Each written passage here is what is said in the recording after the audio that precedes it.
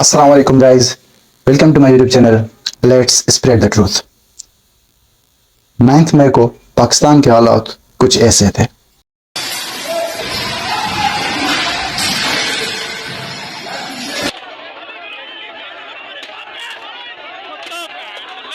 लेके रहेंगे आजादी। इमरान खान जिंदाबाद, इमरान खान जिंदाबाद।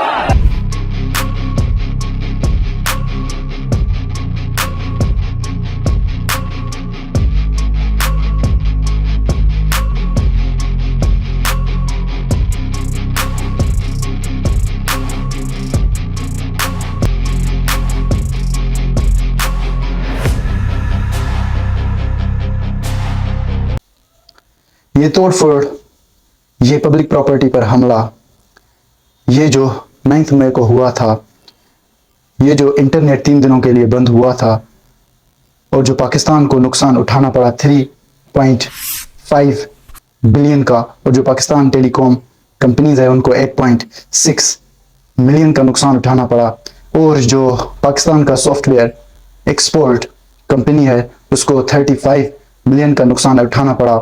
ये जो हुआ 9 मई को, ये क्यों हुआ, इसके पीछे क्या राज है, मैं आपको सब कुछ बताऊंगा इस वीडियो में। आप इस वीडियो को एंड तक देखें। ये था 18 सितंबर 2018 जब पाकिस्तान के former prime minister Imran Khan official visit पे सऊदी अरबिया गया, तो उधर के क्राउन प्रिंस मोहम्मद बिन सलमान ने इमरान खान को कुछ गिफ्ट्स दिए। उनमें से वॉच भी था, उनमें से कफलिंग्स भी थे, उनमें से गोल्ड पेन भी था। जब वो उधर से लौटा तो कुछ मंथ्स बाद उसने वो गिफ्ट्स सेल कर दिए, बेच दिए। तो इमरान खान, जो मेरे रिसर्च है उसके मुताबिक, इमरान खान का क्लेम ये है, दावा ये है कि उसने 50% उन गिफ्ट्स का तोशाखाना में पे किया था, डिवीजन कैबिनेट में पे किया था। अभी यहाँ पे आता है तोशाखाना, कि तोशाखाना है क्या। अगर हम उसकी लिटरल मीनिंग, लफ्जी मतलब देखें तो उसका मतलब ये होता है कि ट्रेजर हाउस, खजाने का घर। ये तोशाखाना इस्टेब्लिश हुआ था 1974 में जुल्फकार अली भुट्टो के हुक्मरानी में, उसके प्रीमियरशिप में। उस टाइम ये रूल्स लॉ थे कि अगर किसी जर्नल, किसी गवर्नर, किसी प्रेसिडेंट, ऑफिस होल्डर को कोई गिफ्ट मिले तो उसको, अगर वो गिफ्ट रखने की हो तो उसको उस गिफ्ट का जो कीमत है उसका 20% उसको पे करना होगा, अगर वो खुद के साथ उसको रखता है। फॉर एग्जाम्पल, अगर उसका कीमत, वैल्यू 1 लाख है तो उसको 1 लाख में से अगर वो खुद के साथ रखता है उस चीज को, तो उसको 25,000 उसको तोशाखाना में देने होंगे। अभी 2018 में ये रूल्स, दिसंबर में ये रूल्स चेंज हुए थे इमरान खान के हुक्मरानी में। उस वक्त ये रूल्स बनाए गए थे कि अगर किसी जर्नल, किसी गवर्नर, किसी प्रेसिडेंट या किसी आर्मी या गवर्नमेंट ऑफिसर होल्डर को कोई गिफ्ट दिया जाए तो उसको, अगर वो एंटीक ना हो, पुरानी चीज ना हो, पब्लिक को दिखाने के लिए ना हो, अगर वो चीज म्यूजियम में रखने के लिए ना हो, अगर वो चीज खुद के पर्सनल, खुद के साथ रखने के लिए हो या फैमिली को गिफ्ट करने के लिए हो, तो अगर वो खुद के साथ रखता है उसको गिफ्ट मिलता है। अगर वो खुद के साथ रखना उसको चाहता है तो उसका 50% जो वैल्यू है वो उसको पे करना है। अगर उसका उस वक्त अगर उसका कीमत 23,000 से ज्यादा है, अगर उसका कीमत 23,000, उस गिफ्ट का कीमत 23,000 है या उससे कम है, तो वो फ्री ऑफ कॉस्ट उस गिफ्ट को रख सकता है। अगर वो एंटीक हो, पुरानी चीज हो, हिस्टोरिकल थिंग हो, तो उसको वो चीज वो खुद के साथ नहीं रख सकता। तो आगे बढ़ते हैं। तो यहाँ पे नंबर 1, इमरान खान ये क्लेम कर रहे थे कि उसने 50% पे किया और उसका रिसीट भी डिवीजन कैबिनेट उधर दिया, लेकिन उसका कोई उसके पास एविडेंसेस नहीं है, उसने एविडेंसेस नहीं दिया। नंबर 2, वो कह रहा है कि उसने इस्लामाबाद के डीलर या इस्लामाबाद में उसने अपनी गिफ्ट्स भेजे हैं, तो वो उस बंदे के बारे में कुछ भी हमें इंफॉर्मेशन नहीं दे रहा, कुछ भी बता नहीं रहा। और नंबर 3 ये है कि जो इमरान खान का करीबी दोस्त फाराह शहजादी, उसने जो ये घड़ी था वो $2 मिलियन में दुबई के बिजनेस टाइकून जो उमर फारूक जहूर है उससे भेज दिया। ये क्लेम, ये बताया जा रहा है, ये जो मैंने रिसर्च की है उसमें मैंने ये बात बहुत ज्यादा देखी है लोगों को कहते हुए और न्यूज को कहते हुए, और मैंने ये बहुत पढ़ी भी है। तो यहाँ से जो है ना पॉलिटिकल प्रॉब्लम्स फिर स्टार्ट होते हैं। पहले भी पॉलिटिकल प्रॉब्लम्स बहुत थे, लेकिन यहाँ से दूसरा मोड पॉलिटिकल प्रॉब्लम्स लेते हैं। तो اس کے بعد پھر کورٹس نے بہت سارے نوٹسز عمران خان کی طرف بھیجے اور اس کو حکم دیا کہ آئیں کورٹ میں اور اپنا جو آپ کے اوپر ایکوزیشنز ہیں، آپ کے اوپر جو آپ کے خلاف چارجز ہیں، آئیں اور جو توشہ خانہ کے معاملات ہیں ان کو حل کریں اور ان چیلنجز کو فیس کریں، اس کا جو بھی پنشمنٹ ہے اس کو فیس کریں. لیکن عمران خان ہر ٹائم اس نے ایکسکیوزز بنائے اور وہ کورٹ جانے سے ہر ٹائم اس نے انکار کر دیا. پھر آگے بڑھتے ہیں تو یہ تھا 14 مارچ 2023 جب عمران خان کے ہاؤس زمان پارک جو لاہور میں ہے ادھر اس پر حملہ ہوا تھا، اور وہ حملہ وہ ریڈ رینجرز اور پولیس نے کیا تھا. پھر جو پی ٹی آئی کے سپورٹرز اور رینجرز اور پولیس کے بیچ میں کلیش ہوا. پھر اس کے ایک دن بعد عمران خان کے لائرز اسلام آباد ہائی کورٹ گئے اور ادھر انہوں نے یہ درخواست پٹیشن کی کہ عمران خان کا جو ناقابل ضمانت اریسٹ وارنٹس ہیں ان کو معطل سسپینڈ کیا جائے. لیکن انہوں نے کہا کہ ٹرائل کورٹ جائے. پھر وہ لاہور ہائی کورٹ گئے اور ادھر بھی انہوں نے یہی درخواست کی کہ جو عمران خان کا نان بیلیبل اریسٹ وارنٹس ہیں ان کو سسپینڈ کیا جائے.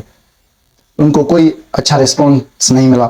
پھر وہ 16 مارچ کو اسلام آباد ڈسٹرکٹ کورٹ گئے تو ادھر ان کا جو درخواست تھا وہ انکار، ان کو درخواست کو قبول نہیں کر دیا گیا اور ان کے درخواست کو انکار کر دیا گیا. اور پھر ایڈیشنل ڈسٹرکٹ اور سیشنز کے جج ظفر اقبال نے یہ حکم دیا تھا کہ عمران خان کو اریسٹ کیا جائے اور اس کو 18 مارچ کو کورٹ میں پیش کیا جائے. پھر اس کے بعد بہت ساری جو ہے نا پولیس اور آرمی نے بہت ساری کوشش کی، ملٹری نے کہ پکڑا جائے عمران خان کو، لیکن وہ ناکامیاب رہے ہر کوشش میں. پھر 7 مئی کو جب عمران خان نے ایک ویڈیو اپلوڈ کی تھی اور اس میں عمران خان یہ دعویٰ کر رہا تھا کہ جو ISI senior officer Faisal Naseer ہے اس نے مجھے 2 بار مارنے کی کوشش کی.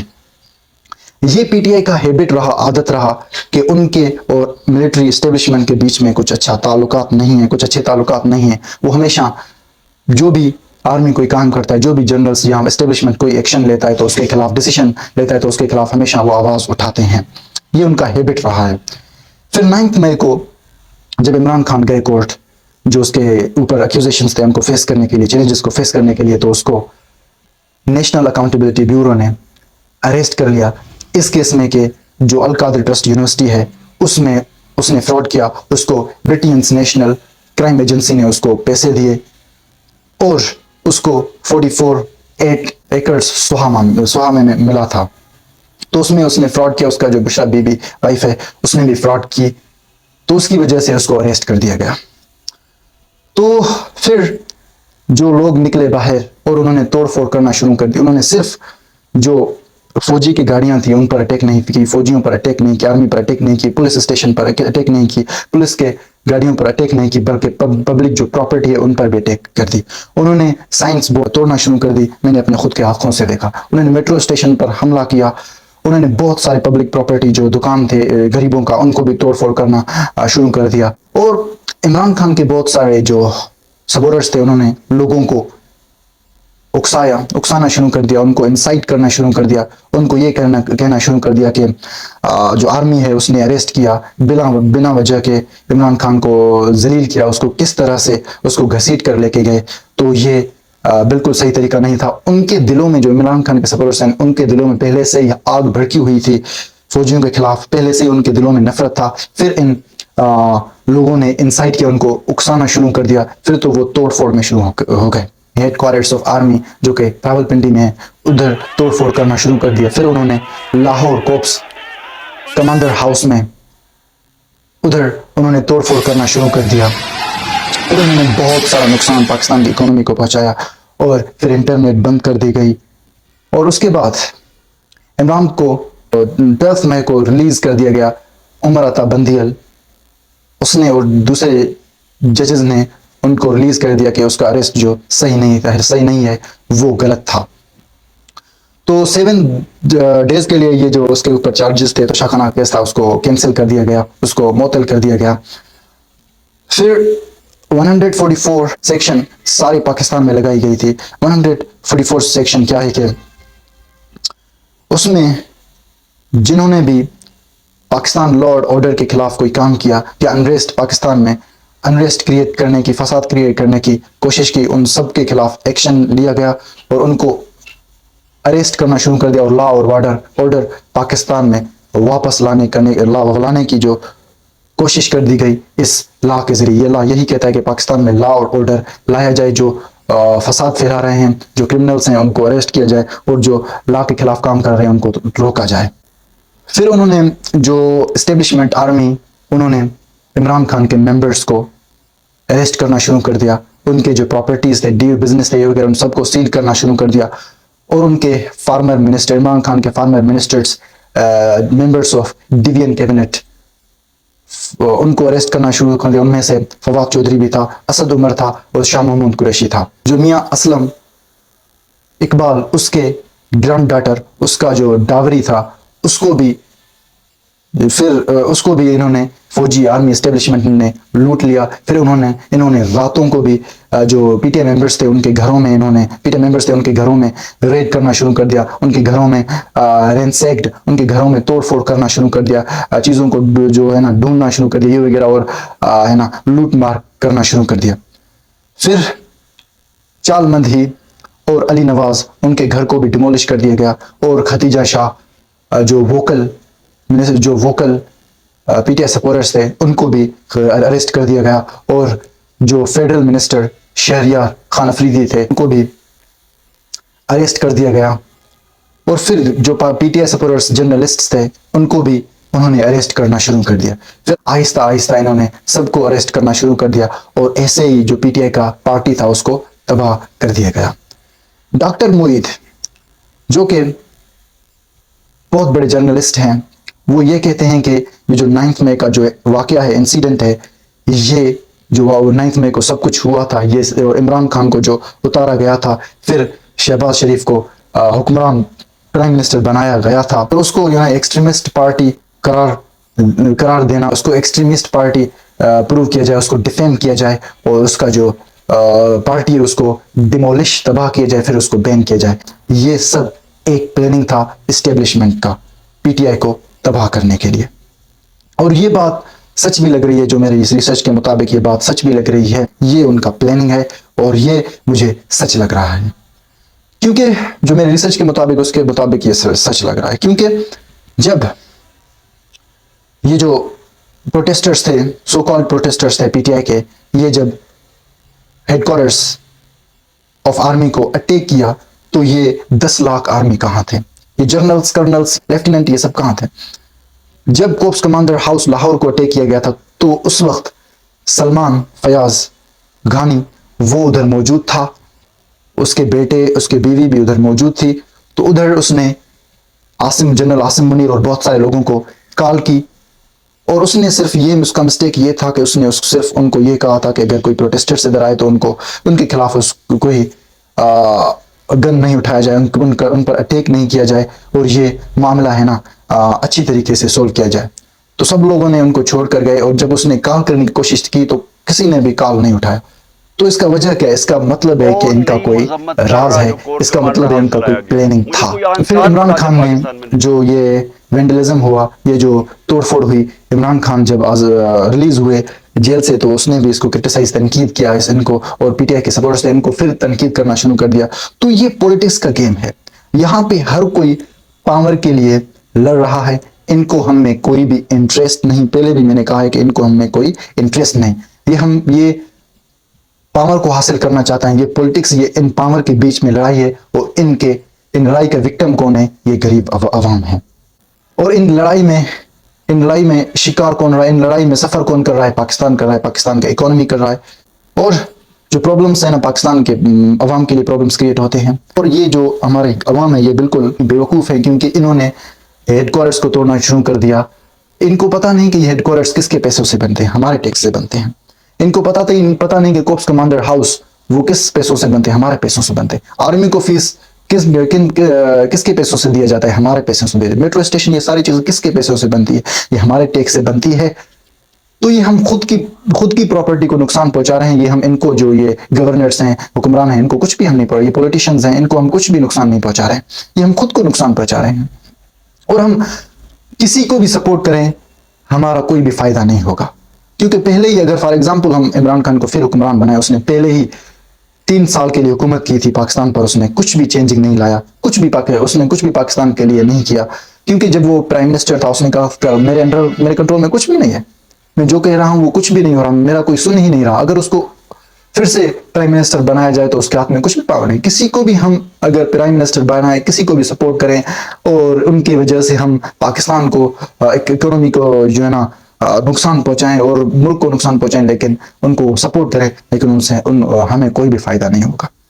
ہم غریبوں کو کوئی بھی فائدہ نہیں ہوگا، کیونکہ غریب ہی ٹیکس پے کرتے اور امیر کچھ بھی ٹیکس نہیں پے کرتے. کیونکہ اگر ہم کتنے بھی وزیر چینج کریں، بادشاہ جب تک بادشاہ کو چینج نہیں کریں گے تب تک وزیر کچھ بھی نہیں کر سکتا، کیونکہ پاور بادشاہ کے پاس ہے. تو وزیر ہم کتنے بھی چینج کرتے جائیں، تو اس لیے ہم پرائم منسٹر پریزیڈنٹ کتنے بھی چینج کرتے جائیں، لیکن جس کے پاس پاور ہے وہ ہمیں پتا ہے اور ان سے ہمیں پاور چھیننی ہے. اگر ہم ان سے پاور چھینیں گے تو ایسے 9 مئی کے انسیڈنٹس نہیں ہوں گے. ایسے بہت سارے انسیڈنٹس، ایسے بہت سارے واقعات پاکستان میں ہیں. یہ پولیٹیشین کرتے ایسے واقعات ہوتے رہتے ہیں، اور پاکستان میں یہ پولیٹیشین کرتے رہتے ہیں کیونکہ یہ نااہل ہے. یہ خود کے پاور کے لیے کسی بھی چیز کو نہ دیکھتے ہیں. کسی بھی عوام کا جو پرابلمس ہے کہ یہ پاکستان کے لیے کیا پرابلمس کریٹ کرے گا، عوام کے لیے کیا پرابلمس کریٹ کرے گا، یہ نہیں دیکھتے. یہ دیکھتے ہیں کہ ہمارے انٹرسٹ کو کوئی نقصان ہوگا تو ہمیں یہ کرنا ہے. ان کو یہ فرق نہیں پڑتا کہ اگر وہ یہ چیز کریں گے تو اس کو عوام کو نقصان ہوگا اس چیز سے یا نہیں. کچھ بھی نہیں تھا. یہ صرف 9 مئی کا جو بھی واقعہ ہوا یہ صرف پولیٹیشین کے بیچ میں لڑائی ہوئی، یہ پاور کے لیے لڑائی ہوئی، یہ صرف پاکستان کی اکانومی کو متاثر بنانے کے لیے ہوئی، یہ صرف پاکستان کے عوام کے لیے پرابلمس کریٹ کرنے کے لیے ہوئی، یہ صرف پاور کو حاصل کرنے کے لیے ہوئی.